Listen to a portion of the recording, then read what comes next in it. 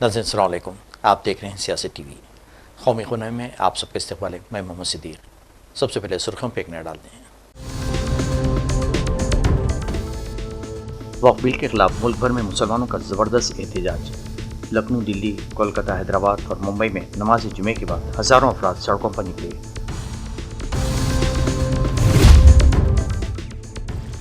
तरक्की और विरासत के साथ चल रहा है नया हिंदुस्तान, मोदी का बनारस में खिताब।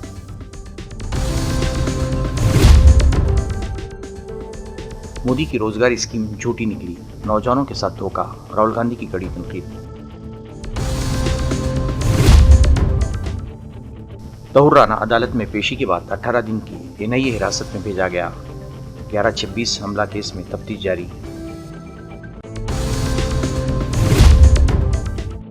कश्मीर के कश्तवार में खौफनाक तसादुम, एक मिलिटेंट हलाक, फौज का ऑपरेशन जारी। नहीं थी सुर्खियां, अब खबरों की तफसील पेश है। मुल्क भर में वक्फ बिल के खिलाफ मुसलमानों का गम गुस्सा जारी है। आज भी मुल्क के बेशतर शहरों में बीजेपी के वक्फ कानून के खिलाफ मुसलमानों ने ज़बरदस्त एहतजाज किया। दिल्ली, लखनऊ, हैदराबाद, कोलकाता और मुंबई समेत मुल्क के बेशतर शहरों में आज जुमे की नमाज के बाद लोग सड़कों पर निकले और वक्फ बिल फौरी वापस लेने का बीजेपी से मुतालबा किया। कोलकाता और मुंबई में सबसे बड़े जुलूस देखने में आए, जबकि हैदराबाद के तारीखी मक्का मस्जिद के अलावा दीगर कई इलाकों में मुसलमानों ने नमाज जुमे के बाद एहतजाजी मुजाहरा किया और वक्फ बिल के फौरी वापसी का मुतालबा किया। एहतजाज के पेश नज़र सिक्योरिटी के कड़े इंतजाम किए गए थे। करते हैं वो इनको वहां से हटाएं और इनके मुंह से मुखौटा जो सेकुलरिज्म का था वो हट गया नीतीश के मुंह से भी और नायडू के मुंह से भी। नकली सेकुलरिस्ट हैं और ये सिर्फ सब के सब ये आरएसएस के अंदर शामिल हो चुके हैं। ज़्यादा ये है, इनको सजा मिलना बहुत ज़रूरी है, बहुत ज़रूरी है। मुसलमानों से भी क्या आप अपील करेंगे? सिर्फ मुसलमान नहीं बल्कि जो सेकुलर है, क्योंकि इस वक्त सेकुलर ढांचे को खतरा है। पूरे हिंदुस्तान के सेकुलर जो ढांचा है उसको खतरा है।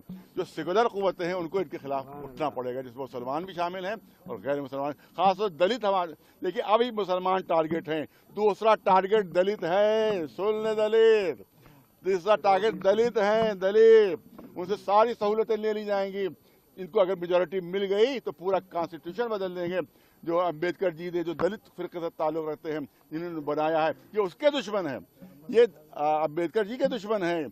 ये उसके कॉन्स्टिट्यूशन पूरे बदलने के लिहाजा दलितों से हमारा कहना है कि अब इनके धोखे में ना आए। जो हिंदू हिंदू कह के तुमको शामिल कर लेते हैं और धोखा दे रहे हैं, ये तुम्हारे भी दुश्मन है और हमारे भी दुश्मन है, दोनों मुश्तरक दुश्मन है। अपोजिशन जमातों पर बिलवास तौर पर फैमिली नवाजी का इल्ज़ाम लगाते हुए वज़ीर-ए-आज़म मोदी ने आज जुमे को कहा कि गुज़िश्ता 10 सालों में दुनिया में मुल्क की शिनाख्त बदली है और आज का हिंदुस्तान तरक्की और विरासत को साथ लेकर चल रहा है। अपने पार्लिमानी हल्के वाराणसी से पूर्वांचल के लिए 3,900 करोड़ रुपए के 44 प्रोजेक्ट्स का इफ्तिताह और संग बुनियाद रखने के बाद मोदी ने राजा के तालाब के मेहंदीगंज में एक अवामी रैली से खिताब करते हुए कहा, सबका साथ सबका विकास। जो लोग इख्तिदार हथियाने के लिए दिन रात खेल खेलते रहते हैं, उनका उसूल बेकुंभा है कि सात कुंभा विकास। काशी के हमारे परिवार के लोगन के हमार प्रणाम।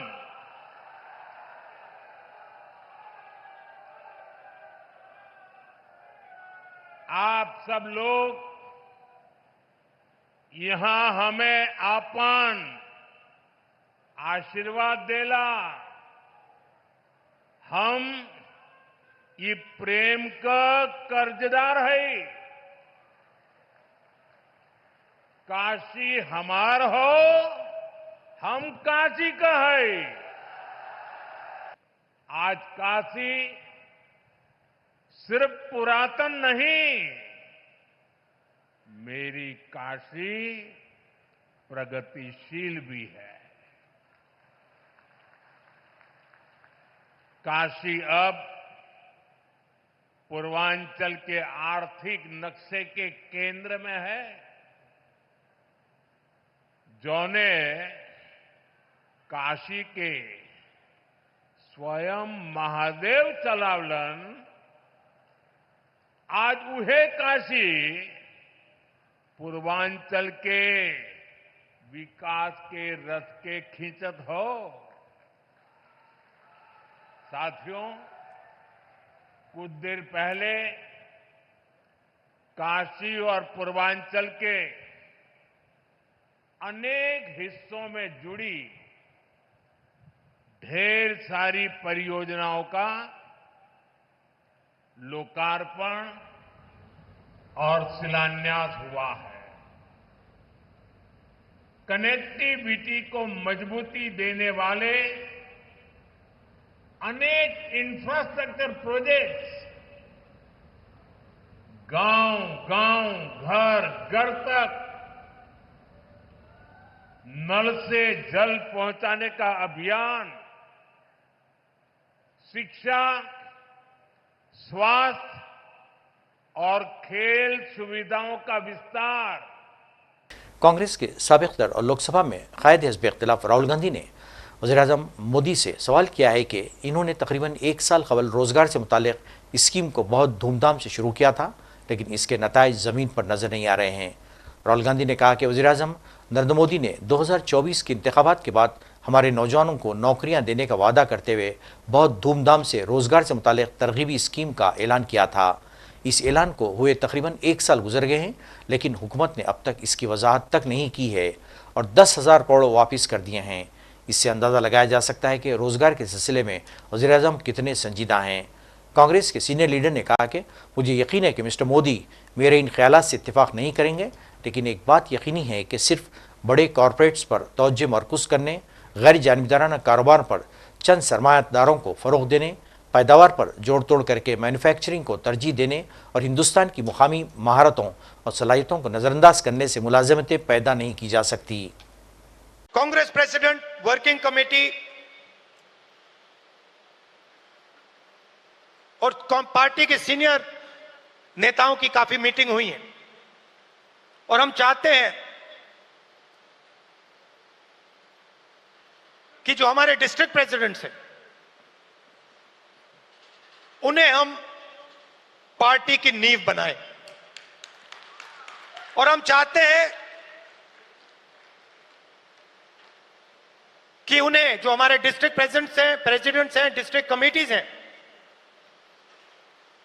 उन्हें पार्टी शक्ति दे, पावर दे और जिम्मेदारी दे। तो ये बदलाव हम कांग्रेस पार्टी में लाने जा रहे हैं।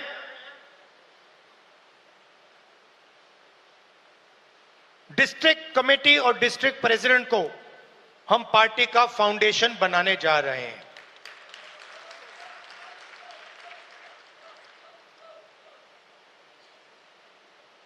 अंत में आप सबको लड़ना है और मैं जानता हूं कि ये आसान नहीं है, क्योंकि उनके पास धन है, उनके पास हिंदुस्तान के सारे इंस्टीट्यूशंस हैं, उनके पास सब कुछ है, मगर जीत हमारी होगी क्योंकि हमारे पास सच्चाई है और देश की जनता का प्यार है। तो घबराने की कोई जरूरत नहीं है। आप देखना आने वाले समय में कांग्रेस पार्टी, बीजेपी और आरएसएस का क्या करने जा रही है।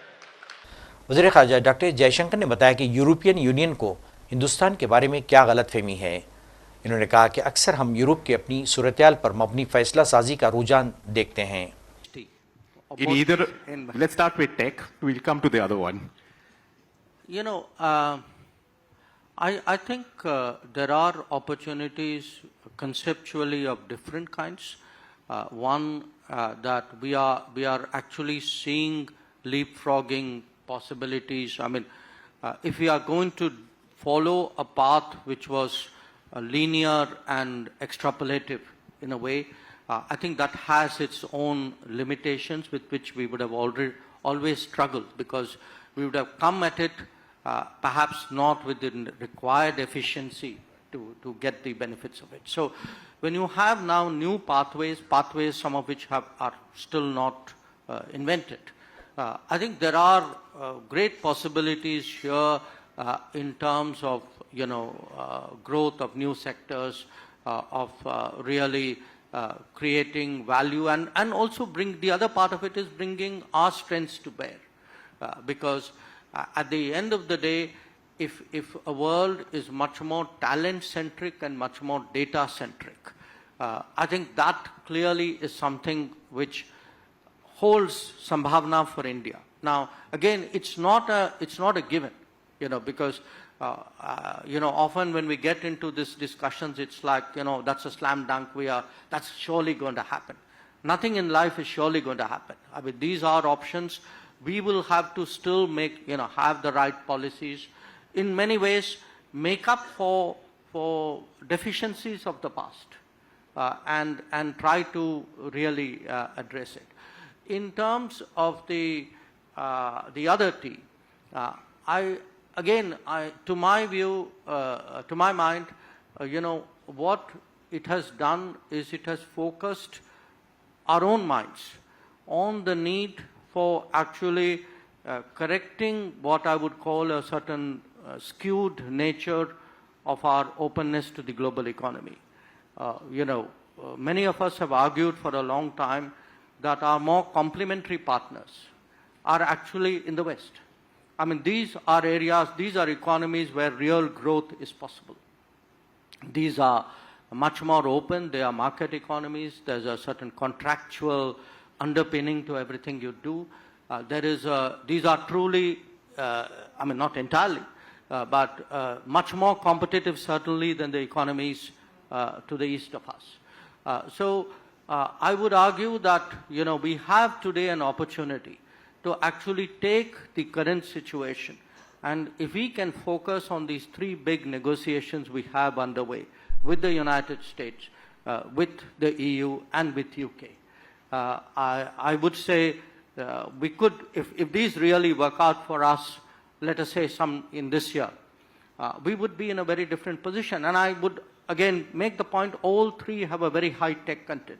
कांग्रेस सदर मल्लिकार्जुन खड़गे ने गुजरात के अहमदाबाद में 8 और 9 अप्रैल को मुनक़िदा पार्टी कन्वेंशन की कामयाबी का सेहरा गुजरात प्रदेश कांग्रेस को देते हुए कहा कि इन पार्टी कारकुनों में हैरतअंगेज सलाहियत है और इसे इख्तितार में वापसी के लिए इस्तेमाल करना होगा। खड़गे ने इस तकरीब के लिए गुजरात प्रदेश कांग्रेस के अहदेदारों और कारकुनों को खुसूसी तौर पर मुबारकबाद पेश करते हुए कहा कि उनमें बेपनाह सलाहियत मौजूद है और इन सलाहियतों को कांग्रेस की वापसी के लिए इस्तेमाल किया जाना चाहिए। इन्होंने कहा कि गुजरात में कांग्रेस की हुकूमत नहीं है, लेकिन गुजरात कांग्रेस की टीम ने नामसाइद हालात में भी इस इवेंट को कामयाबी से मुनक़िद करके अपनी गैरमामूली सलाहियत का मुजाहरा किया है। बिहार की राजधानी पटना में आज सियासी हलचल बढ़ गई है। वजह है कि कांग्रेस की हिजरत रोको मुलाजिमत 2 यात्रा, जिसकी क़यादत कन्हैया कुमार कर रहे हैं, गुज़िश्ता कई दिनों से जारी ये यात्रा आज पटना में इख्तिताम पजीर होने वाली है। लेकिन इससे पहले ही कन्हैया कुमार और कांग्रेस के दीगर कई लीडरान व कारकुनान को पटना पुलिस ने हिरासत में ले लिया। मीडिया रिपोर्ट्स के मुताबिक कन्हैया कुमार सदाकत आश्रम से हिजरत रोको मुलाजिमत 2 यात्रा में निकले, लेकिन इनके वहाँ से निकलते ही पुलिस ने इनको राजापुल के पास ही रोक दिया। कन्हैया कुमार आज सदाकत आश्रम से निकलने के बाद अपनी यात्रा के दौरान वज़ीर आला रिहाइश तक जाने वाले थे, लेकिन इससे पहले ही पुलिस ने उन्हें रोक दिया। यात्रा में शामिल लोगों पर वाटर कैनन भी चलाए गए और लाठीचार्ज किया गया। आगरे की शाही जामिया मस्जिद में गोश्त का टुकड़ा फेंकने जाने के वाक़े के बाद पुलिस ने हाई अलर्ट जारी कर दिया है। पुलिस ने कहा कि गोश्त फेंकने वाले का पता चल गया है और इससे पूछताछ की जा रही है। दूसरी जानिब जुम्मे के पेश नज़र सख्त सिक्योरिटी के इंतजाम किए गए हैं। सुबह सूचना ये प्राप्त हुई थी कि यहाँ पे एक पशु का मांस मिला है। उस क्रम में जब यहाँ की जामा मस्जिद की कमेटी के लोगों ने हमसे बात की, हम तत्काल यहाँ पहुंचे। सुबह हमने सारे सीसीटीवी खंगाले। सीसीटीवी पे यह पता चला कि कल दोपहर में ही वो व्यक्ति मांस को रख के गया था और उस मांस को तत्काल कब्जे में लेके जांच के लिए भेजा गया कि किस पशु का है। इसके बाद यहाँ पे एसओजी सर्विलांस की जो टीमें हैं, ईस्ट वेस्ट सिटी और सीपी सर्किल, लगभग 100 लोग तत्काल इस पर लगाए गए। इन्होंने पूरे रास्तों के सीसीटीवी खंगाले और सीडीआर एनालिसिस वगैरह करके यह पता चला कि स्कूटी से आया था वो व्यक्ति ने मांस कल दोपहर में रख दिया था, किसी को पता नहीं चला, आज सुबह पता चला था। इस क्रम में उसको गिरफ्तार कर लिया गया है और किसी दुकान से जो मीट उसने खरीदी थी उनसे भी पूछताछ हो रही है। नजरुद्दीन इस व्यक्ति का नाम है। इससे भी पूछताछ हो रही है कि किसके इशारे पे इसने किया है, ये स्वयं किया है या किसके कहने पे किया है। इन सबका खुलासा पूछताछ के बाद ही होगा। सुबह ही मुकदमा पंजीकृत हो गया था। उस मुकदमे में इसको हम जेल भेज के आगे विधिक कार्रवाई करेंगे। देखिए, जुम्मे का नमाज को लेकर पहले ही से पुलिस अलर्ट है। इसके अलावा बाकी भी कई राजनीतिक दलों के अलग अलग प्रोटेस्ट हैं, उनके लिए भी अलर्ट है। त्रिस्तरीय सुरक्षा ड्रिल हम लोगों ने कल पुलिस लाइंस में भी किया था। लगभग 4000 से ज्यादा की फोर्स लगाई गई है। बाहर से भी काफी फोर्स आई है। इसके अतिरिक्त रिजर्व में भी 3-4 हजार की फोर्स हमारे पास है। तो हम पूरी किसी भी तरह की सिचुएशन डेवलप होती है उससे हम निपटने के लिए पूरी तरह तैयार हैं। इस घटना को जानबूझ करके लोगों में सांप्रदायिक सौहार्द को बिगाड़ने के लिए किया गया है, ये बिल्कुल क्लियर हो रहा है, उसको हम लोग क्लियर कर रहे हैं। नजरुद्दीन से पूछताछ चल रही है।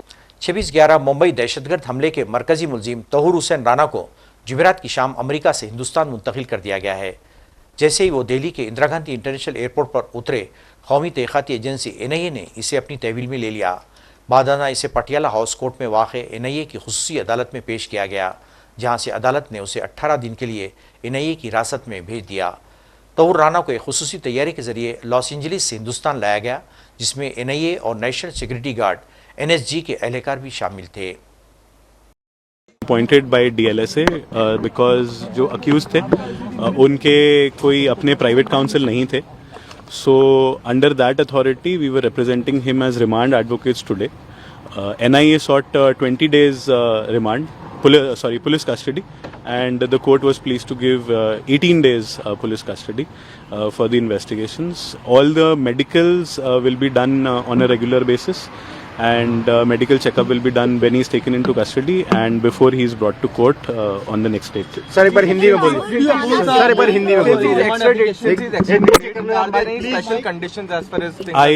The court has forbidden the lawyers to speak about the case and about the accused. So that is an embargo. Sir एक बार हिंदी में बोल दीजिए। NIA ने 20 दिन की पुलिस कस्टडी मांगी थी, कोर्ट ने 18 दिन की कस्टडी दी है इन्वेस्टिगेशन के लिए, और ये डायरेक्ट किया है कि कस्टडी में लेने से पहले और अगली डेट पे प्रोडक्शन से पहले भी कॉम्प्रिहेंसिव मेडिकल टेस्ट होंगे, और बीच में जो भी उनकी मेडिकल रिक्वायरमेंट्स हैं उनको ध्यान में रखें। क्या राणा को अब आने वाले समय में फिजिकली पेश किया जाएगा, VC के थ्रू ऐसी कोई नहीं, फिजिकली ही पेश किया जाएगा। सर NIA ने कुछ ऐसा आर्ग्यूमेंट्स दिए हैं कि उसको मुंबई ले जाना पड़ेगा या मैं इस चीज़ पे कमेंट नहीं कर सकता, क्योंकि कोर्ट ने स्ट्रिक्ट डायरेक्शंस दिए हैं कि इस केस के बारे में डिस्कस ना। सर एक बार अपना नाम मैं अपना नाम खुद भी नहीं बता सकता, बिकॉज़ दैट इज समथिंग। ठीक है सर, ठीक है, थैंक यू सर। अमेरिका में राना ने अपने खिलाफ जारी किए गए इखराजी हुक्म को रोकने के लिए कई कानूनी कोशिशें की, जिनमें अमेरिकी सुप्रीम कोर्ट में इमरजेंसी अर्जी भी शामिल थी, लेकिन तमाम दरख्वास्तें खारिज हो गईं, जिसके बाद इसका हिंदुस्तान हुकाम के हवाले किया गया जाना मुमकिन हो सका। वज़ारत ख़ारजा और वज़ारत दाखिला ने अमरीकी हुकाम के साथ मिलकर इस पूरे अमल को मुकम्मल किया। NIA ने राना के हवाले से तवील अरसे से कोशिशें जारी रखी थी। अमरीकी FBI, महकमे इंसाफ और दीगर इदारों के ताउन से ये पेशरफ्त मुमकिन हो पाई। फौज का कहना है कि जम्मू कश्मीर के ज़िले कश्तवार के छात्रू जंगल इलाके में इनकाउंटर के दौरान एक नामालूम मिलिटेंट मारा गया, जबकि ऑपरेशन हुनूस जारी है। फौज के वाइट नाइट कोर ने जुमे के रोज़ X पर एक पोस्ट के ज़रिए जानकारी फराहम करते हुए कहा कि एक मुसद्दिक़ा इत्तला पर कार्रवाई करते हुए फ़ौज ने पुलिस के साथ कश्तवार के छात्रू जंगल के इलाके में एक मुश्तरका ऑपरेशन शुरू कर दिया। उन्होंने कहा कि रात देर गए सिक्योरिटी फोर्सेस और मिलिटेंट्स के दरमियान आमना सामना हुआ। उनका कहना है कि रोकने पर इन्होंने फायरिंग शुरू कर दी। जवाबी फायरिंग में एक मिलिटेंट मारा गया। फौज ने पोस्ट में कहा कि इस दौरान एक दहशतगर्द को हलाक कर दिया गया है, जबकि सख्त मौसमी सूरत के बावजूद भी इलाके में ऑपरेशन जारी है। नाज़रीन, आखिर में सुर्खियों पे एक और नज़र। वक्फ बिल के खिलाफ मुल्क भर में मुसलमानों का ज़बरदस्त एहतजाज। लखनऊ, दिल्ली, कोलकाता, हैदराबाद और मुंबई में नमाज जुमे के बाद हज़ारों अफराद सड़कों पर निकले।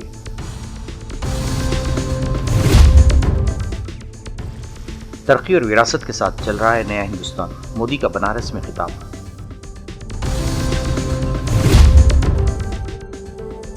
मोदी की रोजगार स्कीम झूठी निकली, नौजवानों के साथ धोखा, राहुल गांधी की कड़ी तनकीद। तहूर राना अदालत में पेशी के बाद 18 दिन की NIA हिरासत में भेजा गया। 11/26 हमला केस में तफ्तीश जारी।